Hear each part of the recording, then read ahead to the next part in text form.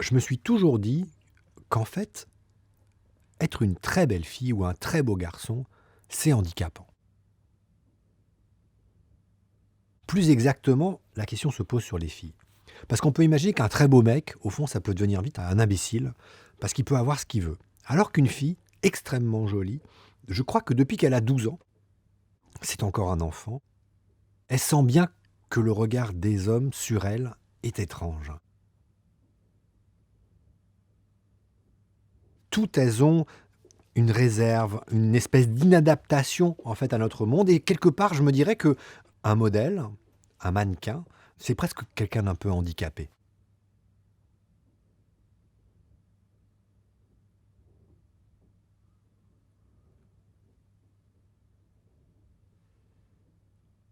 Un journal, c'était Libération, m'a proposé de suivre les défilés de mode.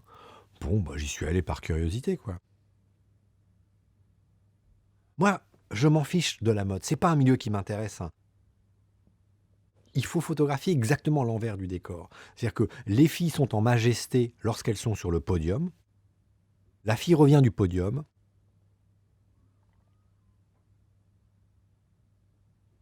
Qu'est-ce qui se passe, au fond, quand on est dans des moments d'attente, des moments un peu de folie? Ces jeunes filles, elles ont quand même une vie hallucinante.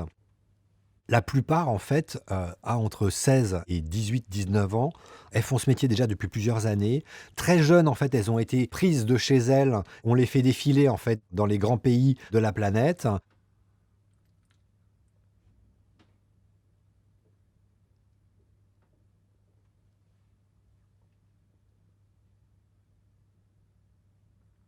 Et déjà, elles sont quasiment jamais chez elles et c'est comme ce paradoxe hallucinant où ces filles, en fait, dans leur chambre d'hôtel, elles ont leur doudou comme n'importe quel adolescent ou alors, en fait, comme un enfant qui n'a pas grandi et par ailleurs, elles sont hyper sexualisées sur le papier glacé ou dans les défilés et donc moi, je m'intéresse au côté fragile de ces filles-là. Qu'est-ce qui se passe quand il y a un décèlement, au fond? Quand on n'est pas dans le moment de la performance, mais dans le moment d'avant ou d'après? Au fond, quand elles sont en déséquilibre. Parce que c'est bien ça qui est intéressant dans l'image et c'est seulement ça qui est intéressant dans la photographie. C'est pas l'axe, mais le contre-champ.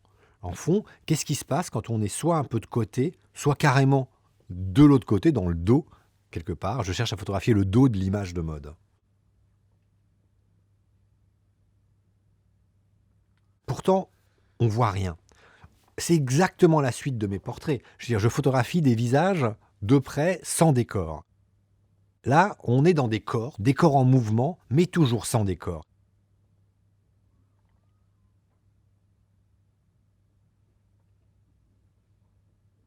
J'ai acheté un flash, chez un marchand chinois, qui avait pas loin de chez moi, qui devait valoir, je sais pas moi, 15 € et encore neuf, donc qui est tout pourri. J'ai déréglé le flash et du coup, il donnait une lumière qui était trop forte et sur un champ trop étroit. Le personnage se retrouve extrêmement rapidement dans le noir. Il faut vraiment être dans la folie. J'ai cette conviction que ces filles, entre une vie qui était la leur et celle qu'elles ont là, sous les projecteurs ou les flashs. Ça accentue en fait une folie. Le décalage crée un gouffre et c'est ce gouffre-là que je vais chercher à photographier.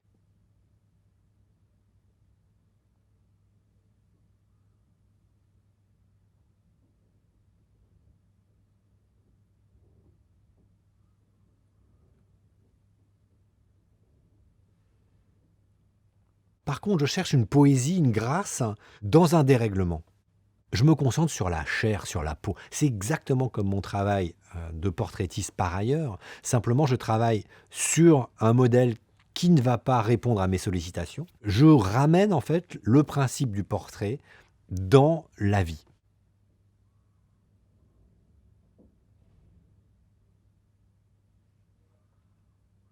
Moi, j'ai un tout petit objectif, j'ai un flash, qui vraiment est ridicule et du coup, ça crée quand même une présence particulière.